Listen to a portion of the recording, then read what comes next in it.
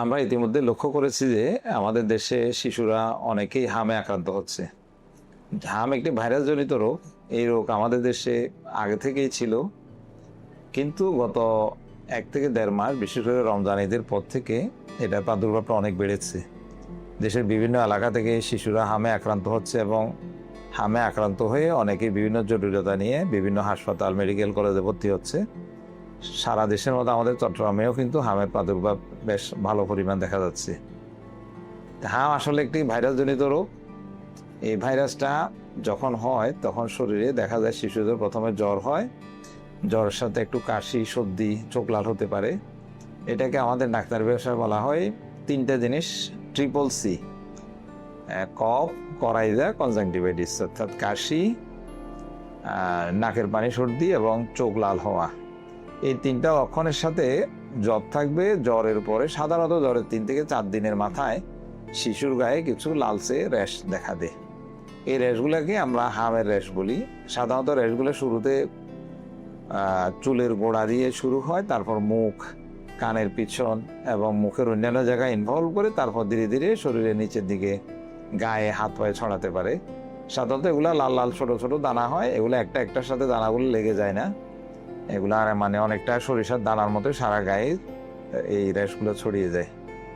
তো এই ধরনের র্যাশ আসলে হাম ছাড়া অন্যান্য অনেক রোগেও হতে পারে।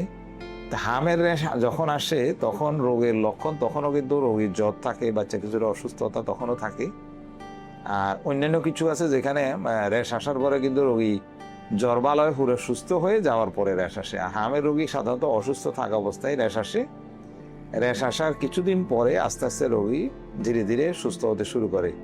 নর্মালি 7 থেকে 8 দিনের মধ্যে হাম আক্রান্ত শিশু স্বাভাবিকভাবে, যদি তার অন্যান্য রোগের ওষুধপত্র, জ্বর, কাশি, ঠান্ডার কিছু সাধারণ ওষুধ চালানো হয়, শিশু স্বাভাবিকভাবে সুস্থ হয়ে যায়।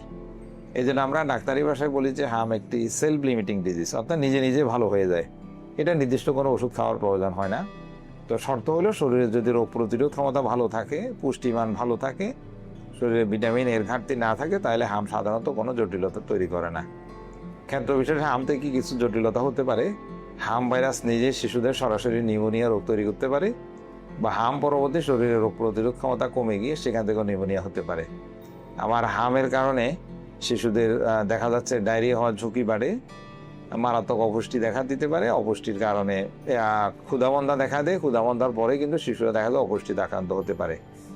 তো এই সমস্ত জটিলতাগুলো দেখা দিলে আমরা একটু সতর্ক থাকবো। না হলে এমনি হাম হলে আমাদেরকে আতঙ্কিত হওয়ার কিছু নেই। যদি হাম র্যাশ এসে জ্বর ভালো হয়ে যায়, সাধারণত আর কোনো বিশেষ জটিলতা না হয়, তাহলে হামের শিশু ঘরেই চিকিৎসা নিবে, বা কোনো হাসপাতাল বা চিকিৎসকের চেম্বারে চিকিৎসা নিলে যথেষ্ট। হাসপাতাল ভর্তি হওয়ার কোনো প্রয়োজন নেই।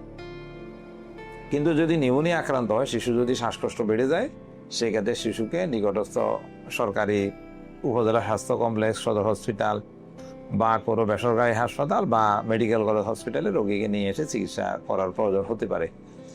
তো যেহেতু হাম একটি সংক্রামক রোগ, হাম আক্রান্ত শিশুরা যদি নিউমোনিয়া আক্রান্ত হয়ে যায়, তখন অন্যান্য রোগের আক্রান্ত শিশুরা যাতে অসুস্থ না হয় বা হাম আক্রান্ত না হয়, সেই জন্য সাধারণত সরকারি হাসপাতালগুলোতে হাম রোগীকে আলাদাভাবে একটু রাখা হয় যাতে তার সংক্রমণটা না হয়।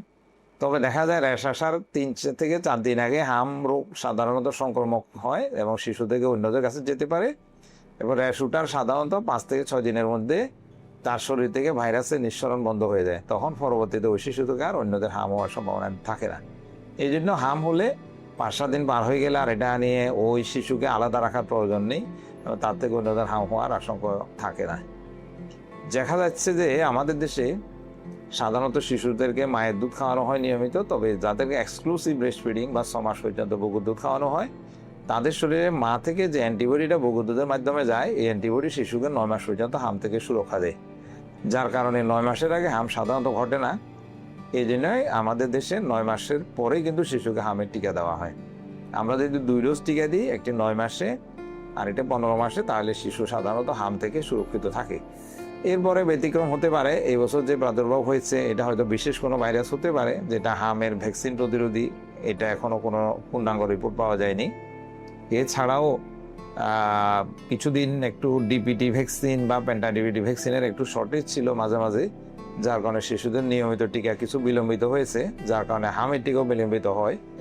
আবার আমাদের দেশে প্রতি 3 থেকে 4 বছর অন্তর হামের যে একটা ন্যাশনাল ক্যাম্পেইন হয়, সারা দেশে সব শিশুকে হামের যে টিকা দেওয়া হয়, এই ক্যাম্পেইনটা হয়নি গত 4-5 বছরের মধ্যে। যদি আরো 2-1 বছর আগে যদি হতো, সেটা হয়তো কিছুটা আমাদের জন্য ভালো হতো।